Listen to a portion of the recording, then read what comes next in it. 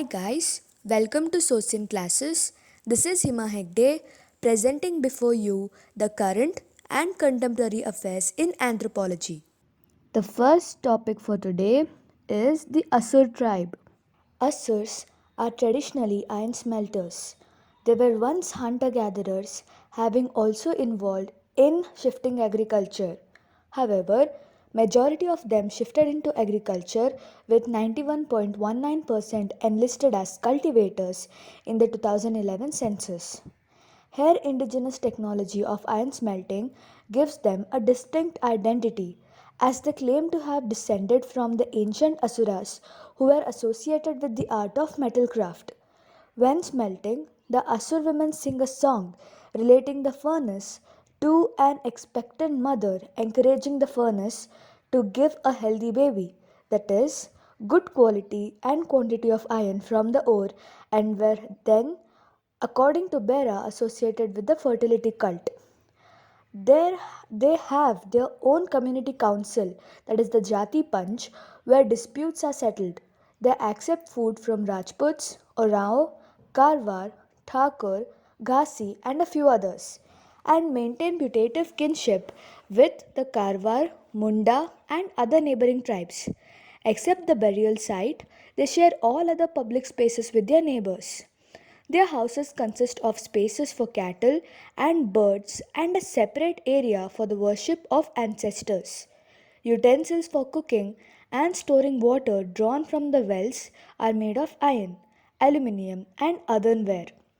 The Asur religion is a mixture of animism, animatism, naturalism, and ancestral worships. They also believe in black magic, like bhoot, pret, that is the spirits, and witchcraft. Their chief deity is Singbonga. Amongst the other deities are Dhartri Matra, Duari, Pardaraha, and Turi Husid. Marriage is very important ritual and come essentially in the life of every individual. Only physically disabled are not able to get married. The Asur follow the rule of monogamy, but in case of barrenness, widower and widowhood, they follow the rule of bigamy or even polygamy. Widow remarriages are permissible. At the time of marriage, they follow the rule of tribe endogamy. Those who do not obey these rules are thrown out from the community but are allowed after paying 7 times fees to the community members. Presently, the Asurs of Jharkhand are having many difficulties. They don't have proper access to the basic amenities like healthcare, education, transportation, drinking water, etc. They are on the verge of becoming destitute because of the elimination of their traditional occupation, that is, iron smelting. Their agricultural based economy is also in danger due to bauxite mining in the area. These days, a younger Asur woman called Sushma Asur is trying hard to preserve art, culture, and the existence of their community. The second topic for the day is Kabwe cranium. Kabwe cranium, also called as the broken hill cranium is a fossilized skull of an extinct human species, that is genus Homo, found near the town of Kabwe, Zimbabwe in 1921. It was first discovered remains of pre-modern Homo in Africa and until the early 1970s was considered to be 30,000 to 40,000 years old, only one-tenth of its true age. The nearly complete cranium was found in association with a jaw fragment, a sacrum, and portions of pelvis and the limb bones. The fossils, popularly known as the Rhodesian man, popularly known as the Rhodesian man, and at first given the taxonomic name Homo rhodensiensis, convinced some scholars that African Homo lagged behind Eurasian Homo in acquiring modern anatomy. The Kabwe skull has archaic features, being massive and flattened in profile with brow ridges that are very large and continuous across the nasal bridge. The age of the remains is difficult to establish, but the animal fossils also found at sites imply a date of around 5 lakh to 3 lakh years ago. Unlike sites of comparable age in this region, the total tool collection lacks hand access, although some were found in an excavation 280 kilometers away.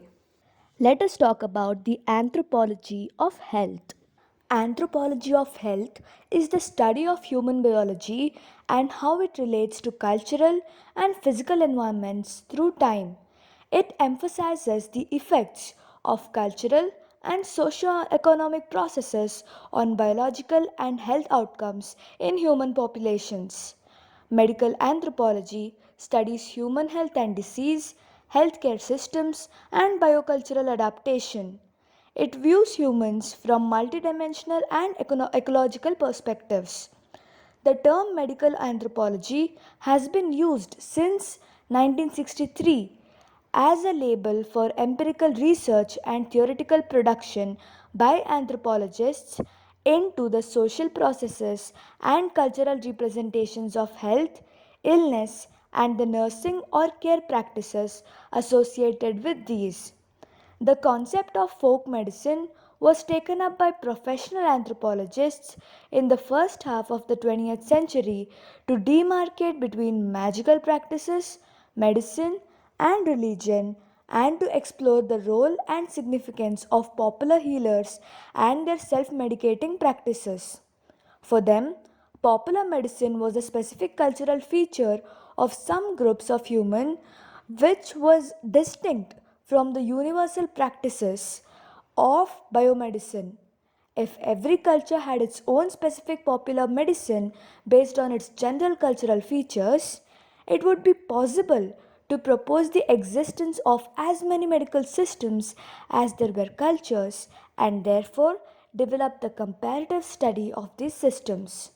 Those medical systems which showed none of the syncretic features of European popular medicine were called primitive or pre technical medicine according to whether they refer to contemporary aboriginal cultures or to the cultures predating classical Greece. Those cultures with a documentary corpus, such as Tibetan, traditional Chinese, or Ayurvedic cultures, were sometimes called systematic medicines. The comparative study of medical systems is known as ethnomedicine, which is the way an illness or disease is treated in one's culture, or if physiotherapy is the object of study, ethnopsychiatry, transactional psychiatry, and anthropology of mental illness. So that is it for today. Hope you found it informative. Thank you.